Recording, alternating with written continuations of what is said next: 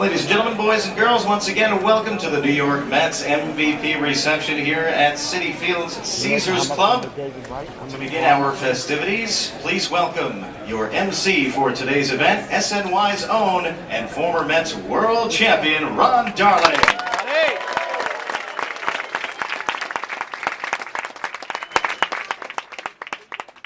I'm starting to wear a lot of hats in this ballpark here. One, I want to thank you guys so much for coming out this afternoon. Players want to thank you.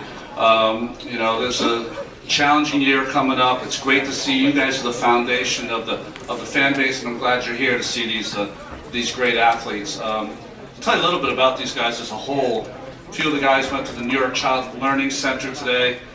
Deals with Jim Watkins, of course, from Channel 11. Does a lot of work with them, autistic children, so it just tells you these guys not only get their wins and get their hits, but all winter long do those little kind of things in the community that are just, honestly, just so great, and I know it means a lot to those kids, so they should be congratulated.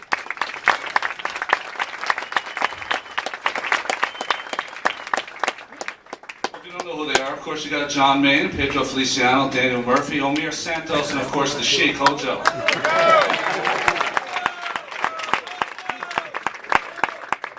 I'm going to ask these guys a couple of questions, maybe, and then after that we'll open it up to you guys, and you guys can barrage them with some questions. Johnny Maine, of course, 15 wins a couple seasons ago. Remember that Saturday afternoon game, which I think is one of the best games ever pitched in regular season by a Met pitcher, with the pressure on that 14 strikeout game against the Florida Marlins.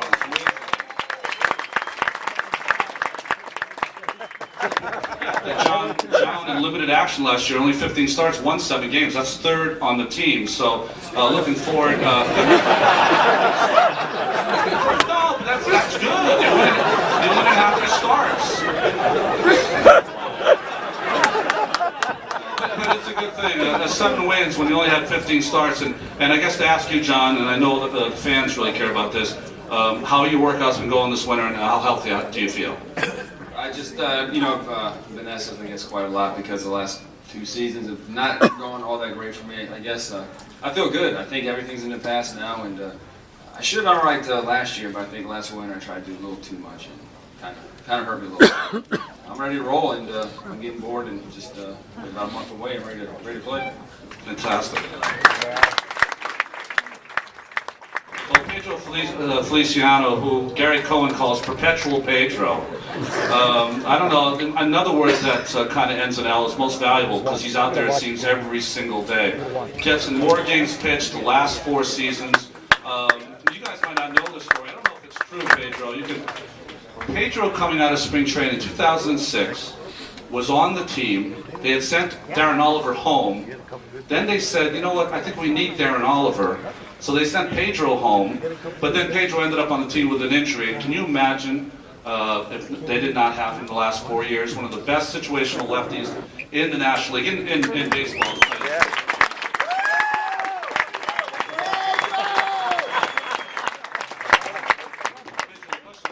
Because from my seat up there, being able to watch you transform yourself, it seems like every year you're learning a new pitch, whether it's your change-up a couple seasons ago, last year, of course, that cutter that you used a lot. Do you do that because you just want to better yourself as a pitcher, or are you just bored sometimes, just want to come up with a new pitch? You know what, I just, sometimes I have some thought, you know? I just put in my mind that I want to learn cutter. And that's why I pitch in Puerto Rico in Winnable. So to work out in the cutter, and I just came here and threw it up, and it works. Don't forget, Pedro, every week has got to get Howard out. It's got to get Utley out, and he's done it such a fine job the last few seasons. So. Oh yeah.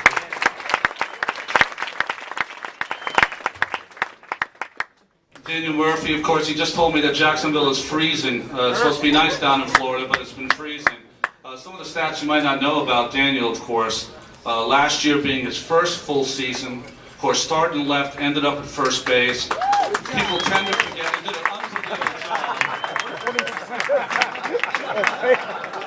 By the way, this is the part I miss, one nice to play. Ended up at first base. People tend to forget he had the most extra base hits of any Met hitter last season, 38 doubles, 12 home runs, 5 triples. I believe. How did he do it, Hojo? 5 triples? I don't know. That's right. Led the team in home runs. That's all. What did he say? And I think the thing I want to, and I believe, watching Daniel, he's going to be, hit 266 last year, but he's a 300 hitter. You can just tell by the way his approach is. You can tell the way he gets, as he gets more and more comfortable. You're going to see 300 behind his banner year in and year out. Daniel, I know you've worked with Hojo. What are some of the things that you were working on this winter? Are they different from years before? Have you changed a little bit? Because I know you're real technical with your hitting. I think the biggest thing Hojo was able to teach me this year was not to be so technical, not to try to be so perfect all the time. There were some days where he'd tell me I wasn't allowed to take any swings until 7, first at bat, and that was tough, but it's a learning experience, and I feel like we were able to make some adjustments this year. At the end of the year, I felt a lot more comfortable, so a good building block going into the offseason. Great job. Omir Santos, last year I thought you did an unbelievable job, because the most important thing for a young catcher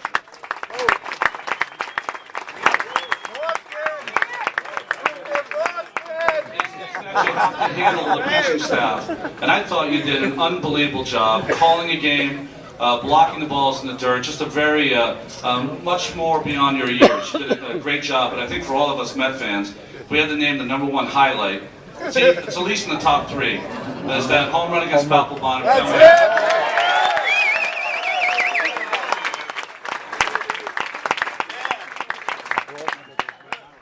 I'm glad you did it. It couldn't happen to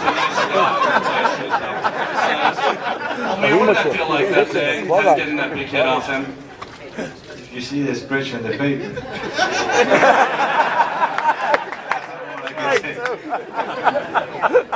Great job, Omir. And you're looking forward in spring training this year, of course. Last year you were there. You battled all spring. Won yourself a job, didn't know how much you were going to play, ended up getting 281 at-bats, 40 RBIs, which if you think of the whole season, it's almost an 80 RBI season from a guy who has to put on the catching gear all year long. What are you looking forward to coming into this year? I just want to come to spring training and open eyes and to see that, let them know that I can play here in New York. Omir Santos, guys, what a great year.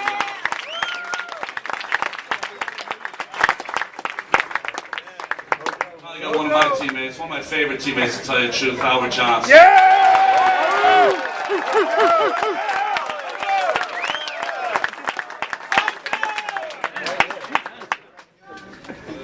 I think all of you out there know the stats on Hojo. Just amazing. 30, his 30, stolen 30. bases, his home runs. I think 1991 was probably your best stat year, right? 38 home runs, led the National League. 117 RBIs, led the National League. 15 sacrifice flies, led the National League. 31 stolen bases.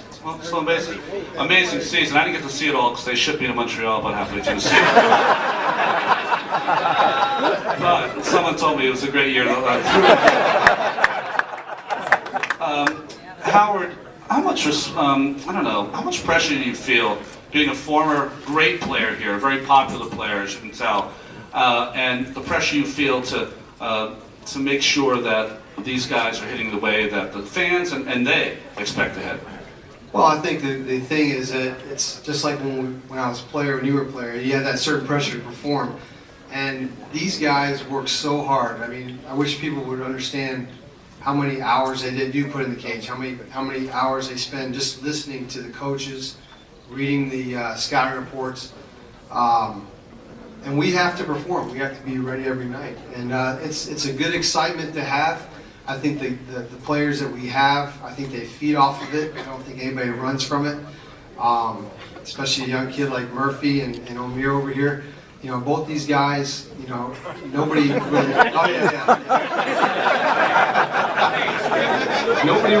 didn't really expect them to have to carry the load like they did this last year.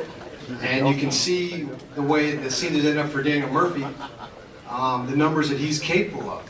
And that's the things that I see as a hitting coach, what they're capable of.